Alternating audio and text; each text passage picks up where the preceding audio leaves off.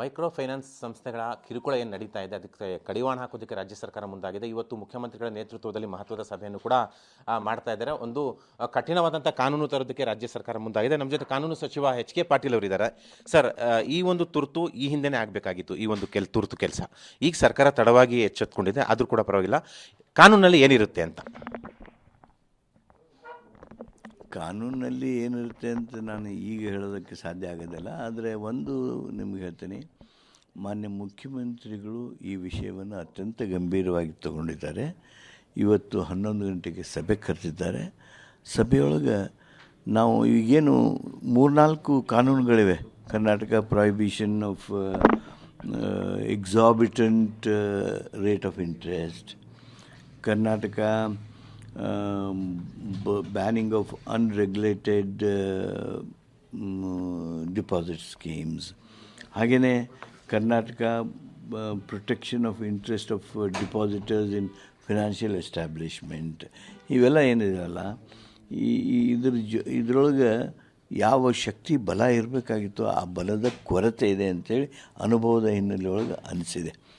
ಆ ಕಾರಣಕ್ಕಾಗಿ ನಾವು ಇವುಗಳನ್ನು ರಿವಿಸಿಟ್ ಮಾಡಬೇಕು. ಎಲ್ಲಿ ಬಲ ತುಂಬಬೇಕೋ ಆ ಬಲ ತುಂಬಬೇಕು. ಆಮೇಲೆ ಹೊಸ ಕಾನೂನು ಅವಶ್ಯಕತೆ ಇದ್ದರೆ ಅದರ ಬಗ್ಗೆ ಚರ್ಚೆ ಮಾಡಬೇಕು. ಆ ಹೊಸ ಕಾನೂನನ್ನು ಸಹಿತ ಮಾಡಬೇಕು ಅಂಥೇಳಿ ನಮಗೀಗ ಒಂದು ರೀತಿ ಅಗತ್ಯತೆ ನಮಗನ್ನಿಸ್ತಾ ಇದೆ. ಈ micro finance institutions regulation of money lending bill ತರಬೇಕು ಅನ್ನೋವಂಥ ಈಗ ಒಂದು ಚಿಂತನೆ ಸರ್ಕಾರದಿದೆ. ಇವತ್ತು ಮಾನ್ಯ ಮುಖ್ಯಮಂತ್ರಿಗಳ ಜೊತೆಗೆ ಇವೆಲ್ಲವನ್ನು ಮಾತಾಡ್ತೀವಿ. ಆದರೆ ಅರ್ಜೆನ್ಸಿ ಇರೋದರಿಂದ ಸರ್ಕಾರ ಸುಗ್ರೀವಾಜ್ಞೆ ತರೋದಕ್ಕೆ ಇವತ್ತು ಚಿಂತನೆಯನ್ನು ಮಾಡ್ತಾಯಿದೆ. ಮುಖ್ಯವಾಗಿ ಬಡ್ಡಿ ದರ ವಿಚಾರದಲ್ಲಿ ಯಾವ ರೀತಿ ಸರ್ಕಾರ ನಿಯಂತ್ರಣ ಇರುತ್ತೆ ಅಂತ. ಯಾಕೆಂದರೆ ಬಡ್ಡಿ, ಮೀಟರ್ ಬಡ್ಡಿ, ಮತ್ತು ಅವ್ರನ್ನ ಕಿರುಕುಳ ಕೊಡುವಂಥದ್ದು, ಡಾಕುಗಳನ್ನ, ರೌಡಿಗಳನ್ನ ಕರ್ಕೊಂಡು ಹೋಗಿ ಆವಾಜ್ ಹಾಕುವಂಥದ್ದು, ಇವೆಲ್ಲವೂ ಕೂಡ ಆಗ್ತಾ ಇದೆ. ಸಾಕಷ್ಟು ಜನ ಸುಸೈಡ್ ಕೂಡ ಮಾಡ್ಕೊಂಡಿದ್ದಾರೆ, ಊರು ಬಿಟ್ಟು ಹೋಗಿದ್ದಾರೆ. ಈಗ ಆಗಿರೋ ಪ್ರಕರಣಗಳಿಗೆ ಯಾವ ರೀತಿ ನ್ಯಾಯ ಕೊಡ್ತೀರಾ ಅಂತ? ಬಡ್ಡಿ, ಮೀಟರ್ ಬಡ್ಡಿ, ಆಮೇಲೆ ಯಾರನ್ನ ಕರ್ಕೊಂಡು ಬಂದು ಹೊಡಿಸೋದು, ಇವೆಲ್ಲ ಏನು ಮಾಡ್ತಾ ಇದ್ದಾರೆ, ಅಂಥ ಪ್ರಕರಣಗಳನ್ನು, ಅಂಥ ಗುನ್ನೆಗಳನ್ನು, ಅಂಥ ತಪ್ಪುಗಳನ್ನು ಅತ್ಯಂತ ಗಂಭೀರವಾದ ಕ್ರಿಮಿನಲ್ ಆ್ಯಕ್ಟ್ ಅಂಥೇಳಿ ಪರಿಗಣನೆ ಮಾಡ್ತೀವಿ.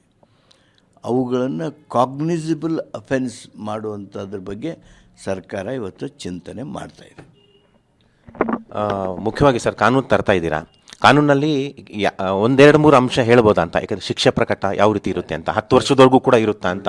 ಯಾಕೆಂದರೆ ಅವ್ರಿಗೆ ಕಾನೂನು ಸಡಿಲಾಗಿರೋ ಹಿನ್ನೆಲೆಯಲ್ಲಿ ಸಾಕಷ್ಟು ಕಿರುಕುಳ ಕೊಡ್ತಾ ಇದ್ದಾರೆ. ಸರ್ಕಾರ ನಮ್ಮನ್ನು ಕೇಳೋದೇ ಇಲ್ಲ ಅನ್ನುವ ಮಟ್ಟಕ್ಕೆಲ್ಲ ಹೋಗಿದ್ದಾರೆ. ತುಂಬ ಜನ ಪ್ರಭಾವಿಗಳು ಸರ್ಕಾರದ ಕೆಲ ಸಚಿವರ ಜೊತೆನೂ ಕೂಡ, ಶಾಸಕರ ಜೊತೆನೂ ಕೂಡ ಸಂಪರ್ಕ ಇದೆ ಅಂತ ಕೂಡ ಹೇಳಲಾಗ್ತಿದೆ. ಹಾಗಾಗಿ ಕೇಳ್ತಾ ಇರೋದು. ನೋಡಿ, ಸುಮಾರು 5-6 ದಿವಸದಿಂದ ನಮ್ಮ ಇಲಾಖೆ ಹಗಲು ರಾತ್ರಿ ಏನೇನು ಮಾಡಬೇಕು, ಯಾವ್ಯಾವ ಪ್ರೊವಿಷನ್ಸ್ ಇರಬೇಕು ಏನು ಅಂಥೇಳಿ ಎಕ್ಸಸೈಸ್ ಮಾಡ್ತಾಯಿದೆ. ಮಾನ್ಯ ಮುಖ್ಯಮಂತ್ರಿಗಳ ಜೊತೆಗೆ ಸಭೆ ಆಗುವವರೆಗೆ, ನಮ್ಮ ಸಹೋದ್ಯೋಗಿಗಳ ಜೊತೆಗೆ ನಾನು ಚರ್ಚೆ ಮಾಡೋವರೆಗೆ ಯಾವುದೇ ರೀತಿಯಾಗಿರ್ತಕ್ಕಂಥ ಏನು ಅಂಶ ಇರ್ಬೋದು, ಏನು ಬಿಡ್ಬೋದು, ಅದರ ಹೆಸರು ಏನಿರ್ಬೋದು, ಅವು ಯಾವುದನ್ನು ಹೇಳೋದಕ್ಕೆ ಆಗೋದಿಲ್ಲ. ಆದರೆ ಒಂದು ಹೇಳ್ತೇನೆ ನಿಮಗೆ, ಈ ಸರ್ಕಾರ ಅತ್ಯಂತ ಗಂಭೀರವಾಗಿ ತೆಗೆದುಕೊಂಡಿದೆ. ಈಗ ಹರಾಸ್ಮೆಂಟ್ ಗುನ್ನೆಗಳೇನದಾವು, ಇವನ್ನ ಕಾಗ್ನಿಸಿಬಲ್ ಅಫೆನ್ಸ್ ಮಾಡೋದಕ್ಕೆ ಏನು ಮಾಡಬೇಕು ಅಂಥೇಳಿ ಸರ್ಕಾರ ಚಿಂತನೆ ಮಾಡ್ತಾಯಿದೆ. ಈಗ ಸುಗ್ರೀವಾಜ್ಞೆ ತರೋದಕ್ಕೆ ಎಷ್ಟು ದಿನ ಆಗ್ಬೋದು ಸರ್? ನಾ ಇವತ್ತು ಸಭೆ ಮುಗಿದ ಮೇಲೆ ಹೇಳ್ತೇನೆ.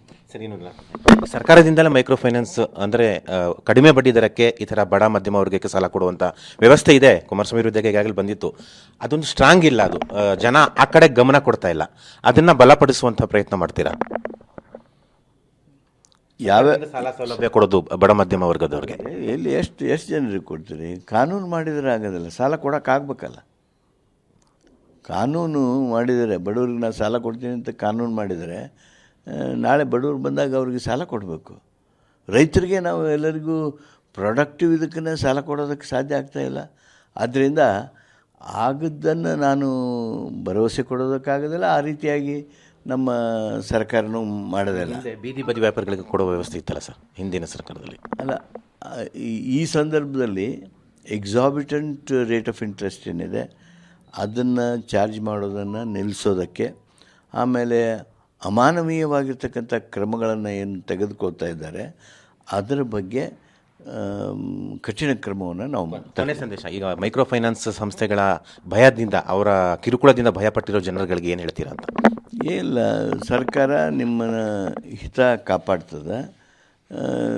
ಈ ಯಾವುದೇ ಮನಿ ಲೆಂಡರ್ಸ್ ಇರಲಿ, ಜನರನ್ನು ನೀವು ಏನಾದರೂ ಅಮಾನವೀಯವಾಗಿ ನೀವು ಅವ್ರ ಜೊತೆಗೆ ವ್ಯವಹರಿಸಿದರೆ ನಿಮಗೆ ಕಾನೂನಿನ ಉಗ್ರ ಕ್ರಮ ಕಾದಿದೆ. ಹಾಗೆ ಮಾಡಬೇಡಿ. ಬಡವರನ್ನು, ಅಶಕ್ತರನ್ನು ಹಿಂಡುವುದರ ಜೊತೆಗೆ ಅವ್ರಿಗೆ ಅವಮಾನಿಸುವಾಗ ಅಥವಾ ಅವ್ರಿಗೆ ಧಕ್ಕೆ ತರುವಂಥ ಯಾವುದಾದ್ರೂ ಕೆಲಸ ಮಾಡಿದರೆ ಸರ್ಕಾರ ಭಾಳ ಕಠಿಣವಾಗಿ ನಿಮ್ಮ ಜೊತೆಗೆ ವ್ಯವಹರಿಸ್ತದೆ. ಇದು ಸಚಿವ ಎಚ್ ಕೆ ಪಾಟೀಲ್ ಅವರ ಮಾತುಗಳು. ಕ್ಯಾಮರಾಮನ್ ಗಣೇಶ್ ಜೊತೆ ಮಸೂದ್, ಪಬ್ಲಿಕ್ ಟಿವಿ, ಬೆಂಗಳೂರು.